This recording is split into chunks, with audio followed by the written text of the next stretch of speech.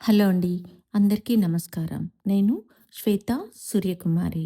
Welcome to Surya journal. ముద్దులాల బాబు నిద్రపోతున్నాడు. సద్దు చేశారంటే ఉలికులికి పడతాడు. ముద్దులాల బాబు నిద్రపోతున్నాడు. సద్దు చేశాడంటే ఉలికులికి పడతాడు. గోపాల కృష్ణయ్య రేపల్లెకు వెలుగు మా చిన్ని కృష్ణయ్య లోకానికే వెలుగు. జు జు జు జు జు. జు జు జు జు జు. జు జు జు జు జు. జు జు జు జు జు. ముద్దులాల బాబు నిద్రపోతున్నాడు.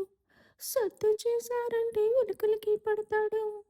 ముద్దులాల బాబు నిద్రపోతున్నాడు. సద్దు చేశారంటే ఉలుకులకి పడతాడు.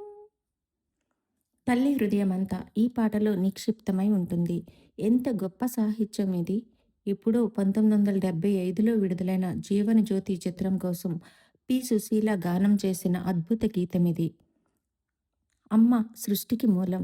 భారతీయ సంస్కృతిలో అమ్మకు దేవత స్థానం కల్పించి పూజిస్తారు. కడుపున పడిన నాటి నుంచి భూమిపై కళ్ళు తెరిచే వరకు తల్లి పడే బాధ వర్ణనాతీతం. గర్భం దాల్చిన ప్రతి స్త్రీ తాను పడే బాధను సైతం హాయిగానే భావిస్తుంది. ఓ బుజ్జి పాపాయి తన కడుపులో ప్రాణం పోసుకుంటోంది అనే ఊహ ఆమెకు అన్నింటినీ భరించే శక్తినిస్తుంది.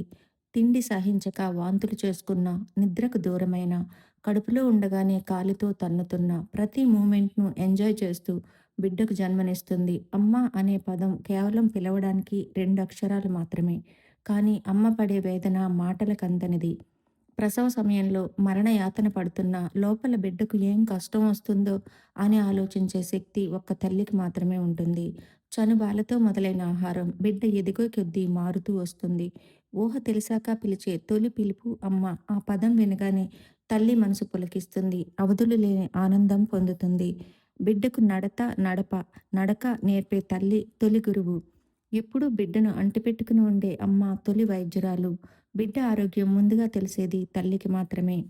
పొత్తిళ్లలో పెరుగుతున్న పసిగుడ్డు ఆలనా పాలనా చూస్తూ కంటి నిండా నిద్ర సైతం లేకుండా సపర్యలు చేస్తుంది. మలమూత్రాలు శుభ్రం చేస్తుంది. తన ఆకలి మరిచి బిడ్డకు ఆకలి బాధ తెలియకుండా పెంచుతుంది. బిడ్డ ఏడిస్తే కన్నీళ్లు పెడుతుంది. నవ్వితే సంబరపడుతుంది.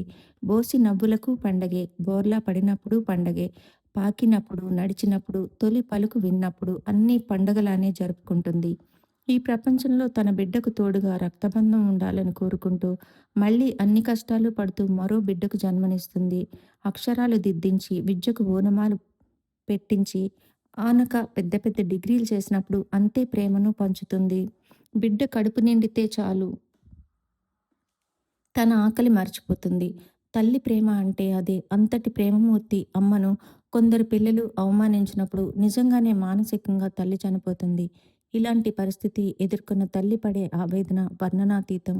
అంతటి త్యాగమూర్తి అవసాన దశలో కొన్ని చోట్ల అగచాట్లు పడుతూ బిడ్డలకు భారమై అనాథాశ్రమాల చెంతన తలదాచుకుంటోంది. ఇది అత్యంత బాధాకరమైన అంశం. ప్రపంచంలో తల్లిని మించిన దైవం ఎక్కడా ఉండదు. తల్లి ఎప్పుడూ నిరాదరణకు గురి కాకూడదు. అది సృష్టికే అవమానం.